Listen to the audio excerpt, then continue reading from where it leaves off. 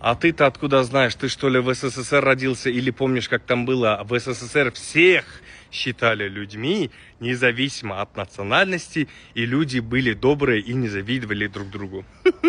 Как говорится, было бы на что и за что завидовать, да? Это во-первых. Во-вторых, до такой степени люди были добрые, что вешали ярлыки якобы пантюркист и якобы шпион Японии и тупо расстреливали, да? Ай, какие добрые люди.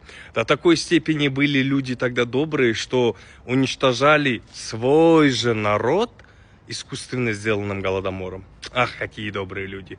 До такой степени были люди добрые и дружные, и не делили никого, да, что в 1941 году на фронт, на передовую бросали именно казахов, кыргызов, узбеков, азербайджанцев, да, туркменов, украинцев и так далее. Какие добрые люди были.